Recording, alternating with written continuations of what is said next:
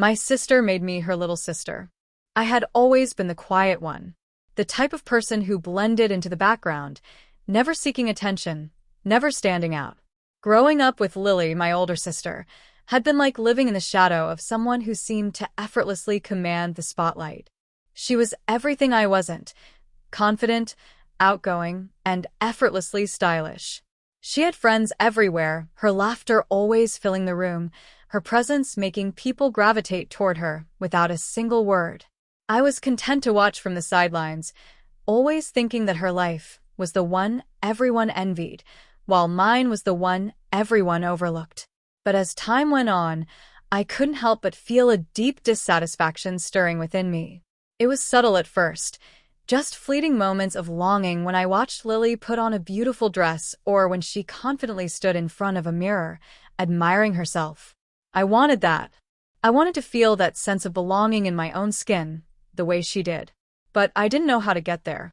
Instead, I spent most of my time focusing on my schoolwork, hiding behind my books, trying to keep myself out of the way, all while silently wishing I could find something that would make me feel as confident as Lily did every day. Despite all my quietness, I could feel there was something more inside me, something that was just waiting to be unlocked.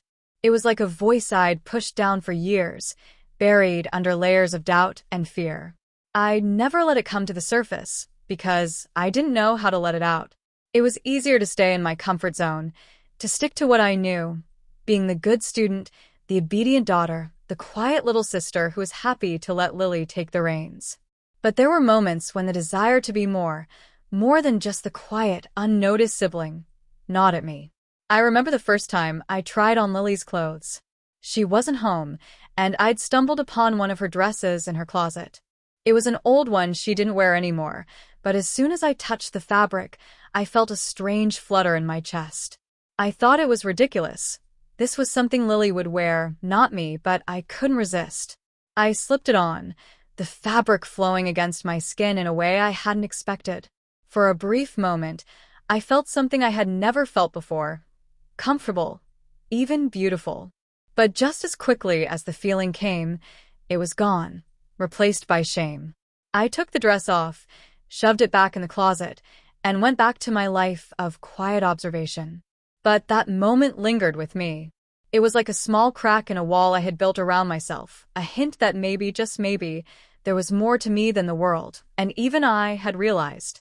It all started on a lazy Saturday afternoon.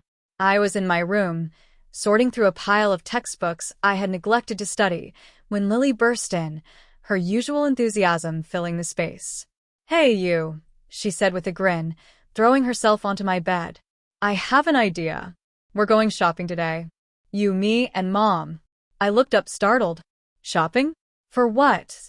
"Well," she leaned in, eyes sparkling. "For you. You know, we've been talking about it forever. You're going to get a new wardrobe. We're doing this right now." I froze, my heart racing. A new wardrobe? I hadn't even thought about it. I rarely spent money on clothes. Whatever I wore was whatever I could find. And I certainly wasn't the type to shop for trendy outfits. But something in her voice, a mix of excitement and expectation, made me hesitate for a moment. I don't know," I muttered, avoiding her gaze. "I'm not sure I need anything." "Are you serious?" Lily shot up from the bed, her tones suddenly playful but insistent. "You've been saying for months that you hate your clothes. I'm helping you fix this, okay? Trust me, this is going to be fun." But I started, but she wasn't listening. She was already pulling me toward the door, practically dragging me down the stairs. As we stepped into the living room, I saw our mom, who looked up from her book and smiled at us. "What's going on?" "Lily's taking me shopping," I said, the words sounding foreign even as I said them. I wasn't used to this kind of attention. It felt strange. Mom raised an eyebrow. "You're going shopping? For real?" "Yes," Lily answered for me, beaming. "And no arguments. You're coming with us, and we're picking out something fabulous for her." My stomach churned. The idea of shopping, of trying on clothes that would actually fit my body in a flattering way, made me feel both excited and terrified. But there was something else, too. The way Lily looked at me in that moment, almost like she saw something in me I didn't even see myself. Made me wonder if this was more than just a shopping trip. Maybe it was time for something to change. The car ride to the mall felt surreal. Lily sat beside me in the front seat, chattering away as if she were preparing for the biggest event of the year. I, on the other hand, was silent, my thoughts swirling in a whirlwind of anxiety and uncertainty. Was I really doing this? Was I really going to let Lily drag me out of my comfort zone like this? Come on, it's going to be fun. Lily's voice cut through my spiraling thoughts. You need to get out of your shell, sis. You deserve it. But as I stared out the window, I couldn't shake the feeling that I didn't deserve anything. I wasn't like her. I didn't have the confidence, the presence, the poise to wear anything other than plain jeans and oversized shirts. What if I tried on clothes and looked ridiculous? What if everyone could see how awkward and out of place I felt? I wanted to say no, to turn back, but something inside me resisted. A part of me, however small, felt the pull of curiosity. What would it feel like to wear something new, something bold? Maybe, just maybe, this could be the first step toward something I hadn't even realized I wanted. When we arrived at the mall, I hesitated. I wasn't ready to face the mirror, to see myself in clothes that didn't hide me. I was used to blending in, used to shrinking away from attention. But Lily had this way of pushing me, of making everything seem easy and exciting. She dragged me through the doors, her excitement contagious, and before I knew it, we were in the women's section, surrounded by vibrant colors and styles I would never have picked for myself. Pick something out, Lily insisted, grinning. This is for you, not for anyone else. I swallowed hard, glancing at the racks. My fingers hovered over the clothes as if afraid to touch them, to claim them as my own. I picked up a soft pink blouse, unsure if it would even fit me. I didn't think it would look good on me. I didn't think anything would. You're overthinking it, Lily said, appearing at my side with a knowing look. You're always in your head. Just try it on. I nodded, though my heart was pounding in my chest. As I stepped into the dressing room, I could feel my pulse quicken. I slipped out of my baggy sweater and jeans and slid the blouse on. It was soft, light against my skin, but the mirror staring back at me was a stranger's reflection. The person looking back at me wasn't the quiet, overlooked girl I saw every day. She looked different. I barely recognized the shape of my body in the blouse. The fabric clung in a way that felt intimate, and for a moment, I caught a glimpse of something, a spark of potential I hadn't seen before. My heart skipped. Was this really me? I stepped out of the dressing room, nervously tugging at the hem of the blouse, expecting Lily to make some teasing comment or offer her usual enthusiastic approval. Instead, she just stared at me, her eyes softening. Well, she asked quietly, her voice a little too sincere for my liking. I don't know, I stammered, my cheeks burning. I feel weird. No, you don't, Lily said firmly. You feel good. I can see it. You look great. You don't have to pretend to be someone else. You can be you. It's not about the clothes, it's about feeling like yourself. I wanted to argue, to tell her that it wasn't as easy as she made it sound. But as I looked at her, I realized something. She was right. This wasn't about pretending to be someone else. It was about finding a way to express something I had been hiding for so long. Maybe it was okay to step outside of the shadows, even if I didn't feel ready. Over the next few hours, we explored the store, and I found myself trying on more clothes, skirts, tops, even a pair of skinny jeans that I never thought would fit me. Lily helped me, guiding me, encouraging me to see myself in ways I had never considered. With every piece of clothing, I began to shed more than just my old wardrobe. I was shedding my fears, my doubts, and the belief that I wasn't worthy of anything more than plain, safe clothes. Try this on, Lily said at one point, holding up a delicate lace dress. Trust me, it'll look amazing on you. I hesitated, my breath catching in my throat. A dress? I had never worn something so feminine, so bold. But the look in Lily's eyes, the way she believed in me, made me take a deep breath and nod. The dress was a perfect fit. When I stepped out of the changing room, I didn't recognize myself at first. The fabric of the dress flowed around me, and I felt a strange mix of self-consciousness and excitement. It was like I was wearing a costume, but it was also the most real thing I had ever felt. Lily smiled at me, her eyes lighting up with pride. See? You look incredible. I wanted to believe her.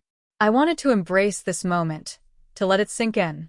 For the first time, I wasn't just the quiet little sister standing in the background.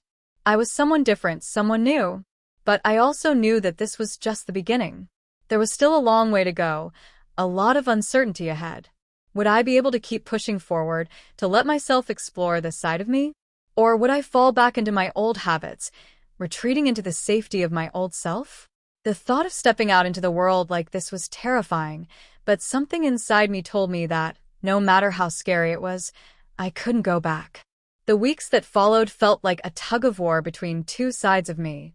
The girl who had found something new, something empowering, in the clothes I wore, and the girl who had spent years hiding behind baggy jeans and oversized sweaters, too afraid to be seen for who she really was. I found myself standing in front of the mirror, my reflection now a constant source of both pride and anxiety. It wasn't long before the pressure of fitting into the world outside my bedroom began to weigh heavily on me. As much as I had embraced the idea of self-expression through fashion, society's gaze was unforgiving. When I first wore a form-fitting blouse out in public, I felt a wave of excitement surge through me. But the moment I stepped into the world beyond my home, it felt like every pair of eyes was focused on me, judging, scrutinizing. It happened one Saturday at the grocery store. Lily and I were picking up a few things, and I had decided to wear a simple floral dress with a cardigan. I still felt a twinge of nervousness as I adjusted the strap of my shoulder bag, but it was nothing compared to what came next. As we made our way down the aisles, I caught a few looks, but I tried to push them aside, focusing on the task at hand. That was until I heard a laugh. Not a friendly, innocent one, but one that felt sharp, almost mocking. I turned to see a group of teenage boys, standing by the produce section, staring at me. One of them whispered something to the others, and they all burst into laughter. It wasn't the first time I had been the subject of their attention, but this time it felt different. My heart hammered in my chest, and my hands began to tremble. I tried to keep my head down, to push through it, but the whispers and the laughter seemed to echo in my ears, loud and deafening. My confidence, so carefully built over the past few weeks, started to crack. I felt small, like I was shrinking beneath their eyes. I wanted to disappear. I wanted to rush home, back to the safety of my room, back to the clothes that never asked to be noticed. Lily must have noticed the shift in my demeanor because she turned to me, her expression softening. "Hey," she said gently, placing a hand on my arm. "Don't let them get to you. They're laughing at me," I whispered, my voice barely audible. "No, they're not," she insisted, her tone firm. "They're laughing because they don't understand. They're not laughing at you. They're laughing because they're too insecure to appreciate how amazing you look." I took a deep breath, trying to hold on to her words. But it didn't erase the feeling of being exposed, of being uncomfortably visible. I wanted to turn around and leave, but something inside me held me in place. I realized in that moment that this wasn't about the boys or their judgment. This was about me, about how I viewed myself. But even as I tried to hold on to my newfound strength, the weight of their laughter lingered in my chest. Later that night, I found myself staring at the clothes hanging in my closet, unable to decide what to wear. I wanted to wear something that made me feel alive, something that made me feel like the person I had started to become. But the fear of judgment clung to me like a second skin. What if they laughed again? What if this was all a mistake? I heard a knock on my door, and before I could say anything, Lily walked in, holding a steaming cup of tea. She set it down on my desk and sat beside me. "I can tell something's bothering you. Talk to me." I hesitated, unsure if I could explain the flood of emotions inside me. I don't know if I can keep doing this, Lily.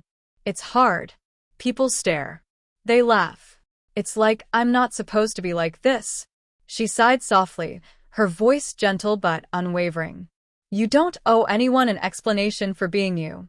The truth is, people will always judge. But that doesn't mean you have to change who you are just to make them comfortable." I stared at her, my heart heavy. I had spent my whole life trying to avoid attention, trying to blend in. Now, everything I was doing felt so exposed, so visible. But was that really a bad thing? You're stronger than you think, Lily continued, her eyes locking onto mine. You've already made it this far. And I'll be here every step of the way. We'll face it together, okay? I nodded, feeling a flicker of hope. Maybe she was right. Maybe the fear of judgment didn't have to control me. Slowly, I stood up, wiped my hands on my jeans, and took a deep breath. It wasn't easy, and it wasn't going to be smooth sailing. But with Lily's support and my own growing belief in myself, I could keep moving forward. The next day, I wore the dress again, even though my stomach was a bundle of nerves. I didn't know if it would get easier, if I would ever be immune to the harsh eyes of the world. But this time, as I walked out the door, I was determined to make it through the day without letting the judgment of others break me. Little by little, I would find the strength to be who I truly was, no matter who was watching.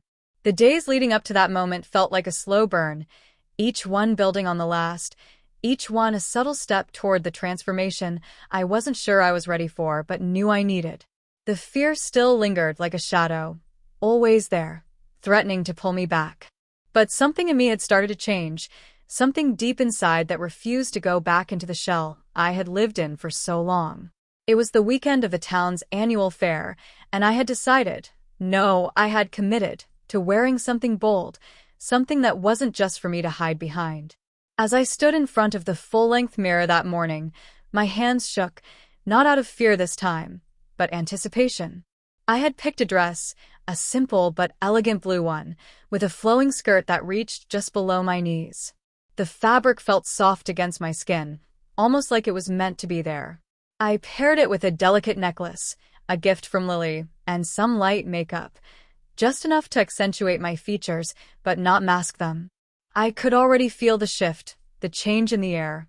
There was a new confidence stirring within me, a quiet, steady pulse of self-acceptance. But as I stood there, looking at my reflection, the nervousness threatened to creep back in. What if it wasn't enough? What if the world still rejected me? But then I remembered Lily's words, "You don't owe anyone an explanation for being you." With a deep breath, I straightened my shoulders and stepped away from the mirror. This wasn't about anyone else. It was about me and the person I had always known I could be, hidden behind layers of fear and insecurity. As I walked downstairs, my heart thudded in my chest, and I found Lily in the living room, smiling at me. "You look amazing," she said softly, her eyes shining with pride. The warmth in her gaze made the nerves dissipate, replaced by something stronger, something that felt like hope. When we arrived at the fair, it felt different this time. I wasn't hiding in the crowd. I wasn't trying to blend in. I was present, standing tall, letting myself be seen. The sun was setting, casting a golden glow over everything, and as I walked through the bustling crowds, I felt like I was glowing. For the first time, I felt visible, but not in the way I used to fear. I felt like I was exactly where I was supposed to be. It was as though the world had shifted, too. People didn't stare or whisper, not in the way I expected. Instead, there were smiles, soft glances, and compliments that made my chest swell with pride. I wasn't just fitting in. I was standing out, and it felt like freedom. As we approached the food stalls, a couple of girls from school waved at me, their faces bright with friendly recognition. One of them, Emma, came up to me and said, "I love your dress. You look so confident, so you..." Her words hit me like a wave, and for a moment, I just stood there, trying to process what she had said. Me confident? Me authentic? It was like a light had flickered on inside me, illuminating everything I had been too scared to see before. I realized then that I wasn't just playing a part or trying to live up to someone else's standards. I was becoming my true self. The rest of the night passed in a blur of laughter and joy, but there was a moment, as the fair lights twinkled in the distance, when I looked at myself in the reflection of a nearby store window. I didn't just see the clothes, the makeup, the external changes. I saw me, a version of myself that was no longer hidden.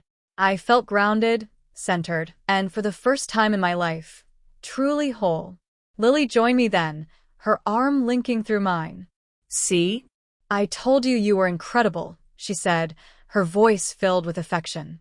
I smiled, my heart full. I think I'm finally starting to believe it. And in that moment, I knew that I had transformed, not just on the outside, but deep within. The fear, the self-doubt, the hesitation, they hadn't disappeared completely, but they no longer held power over me. I had stepped into the world as my true self, and nothing could take that away. The fair had wound down, the lights starting to flicker as the crowd thinned. Most people were heading home, the summer night growing quiet except for the occasional distant laughter and the hum of the Ferris wheel slowly coming to a stop. But I couldn't leave, not yet. I stood there with Lily at my side, near the edge of the field, feeling the pull of something I couldn't quite name. It was then that I saw him, Ryan, the boy from school who had tormented me for years.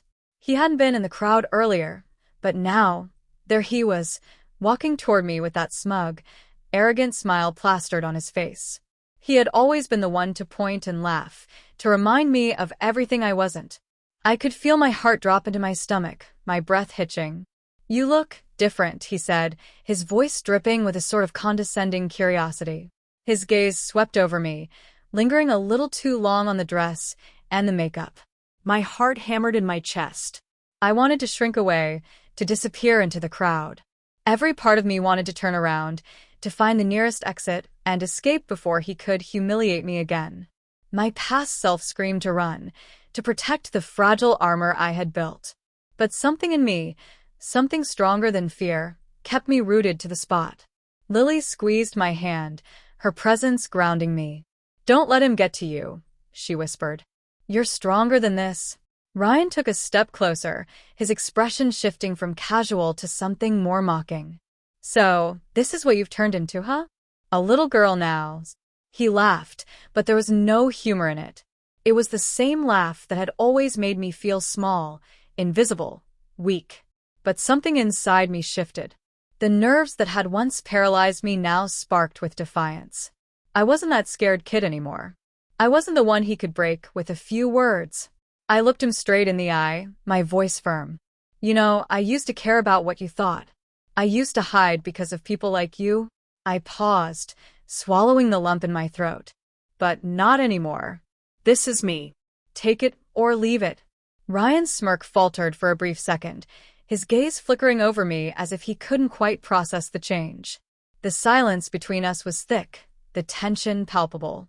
For a moment, I thought he might say something else, something worse, but instead, he just scoffed, muttered something under his breath, and turned away, walking off into the night without another word. I stood there, breathless, feeling the weight of the moment settle into my chest. For the first time, I wasn't just surviving in this world. I was living in it, fully and unapologetically. I hadn't let him define me. I hadn't let him win. Lily's arms were around me then, pulling me into a tight hug. I could feel the warmth of her embrace, the silent pride in her support. She didn't need to say anything. Her actions spoke louder than words ever could. And in that moment, I felt it, the release, the freedom. The weight that had clung to me for so long had lifted, replaced by something much lighter, much brighter. "Did you see that?" I whispered, my voice shaky, but full of emotion. "I didn't let him win." Lily nodded, her smile soft but knowing. "You didn't. You were amazing." I looked around, the world suddenly feeling vast, filled with possibility. The fair, the crowd, the lights, it all seemed to shine a little brighter. I wasn't just walking through it anymore. I was standing tall, letting it all in, and for the first time, I felt like I belonged. I wasn't waiting for anyone's approval anymore. I wasn't hiding. And it felt like the most beautiful freedom I'd ever known. The change wasn't just in how I looked, it was in how I felt about myself. And that was everything. The following weeks felt like a new chapter of my life unfolding, each day bringing a sense of growth I had never known before. The fear of judgment, once a constant companion, began to fade into the background as I embraced the woman I was becoming. I found myself walking with more confidence, holding my head higher, and smiling without worrying about what others thought. At school, the whispers I had feared were no longer an issue. People began to see me differently, not with pity or mockery, but with respect. Even Ryan, who had once been a source of my deepest insecurities, no longer felt like a looming threat. He had retreated, as if he could sense that his words no longer had the power to hurt me. And for the first time, I realized that his opinion of me didn't matter, not in the way it once had. Lily and I grew closer, too. The bond we shared had deepened, her support providing the foundation I needed to thrive. We spent more time together, sharing our thoughts, our dreams, and the little moments of joy that made life worth living. She was no longer just my sister. She had become my greatest ally, my confidant in every sense of the word. At home, my parents noticed the change in me as well. My mother, who had always been supportive but cautious, now looked at me with new understanding. There was no longer any resistance, just acceptance. One evening, as we sat around the dinner table, she casually remarked, "I'm proud of you for being so true to yourself. I can see how much happier you are." Her words struck a chord deep within me. It wasn't just about the external changes, the dress, the makeup, the confidence. It was about the internal shift, the way I had started living authentically. I wasn't just presenting a version of myself that fit into others' expectations. I had found my own space, my own voice, and it felt like home. I continued to explore my new identity, testing the waters of who I could be and how far I was willing to go. There was no rush, no pressure. It was a journey of self-discovery, and I was savoring every step. My confidence grew, not because I sought approval, but because I had learned to approve of myself. And in that quiet, beautiful acceptance, I found my purpose. I knew now that my journey was about more than just discovering who I was. It was about showing others that they, too, could find their own freedom. In embracing myself, I had become a living example that authenticity was the greatest form of strength. I didn't need to hide anymore. I had found peace within myself, and for the first time, I truly felt whole. The journey of self-discovery is never easy, but it is always worth it. Embracing who we truly are, despite the fear and doubt, leads to a freedom that no one can take away. It's in these moments of transformation, when we choose to step into our own light, that we discover not only our strength, but also our purpose. The people who truly matter will support us, and those who don't will fall away. The most important thing is to never stop being true to ourselves. In the end, self-acceptance is the greatest gift we can give ourselves. It's not about fitting into a mold or living up to others' expectations. It's about embracing the unique, beautiful individuals we are meant to be.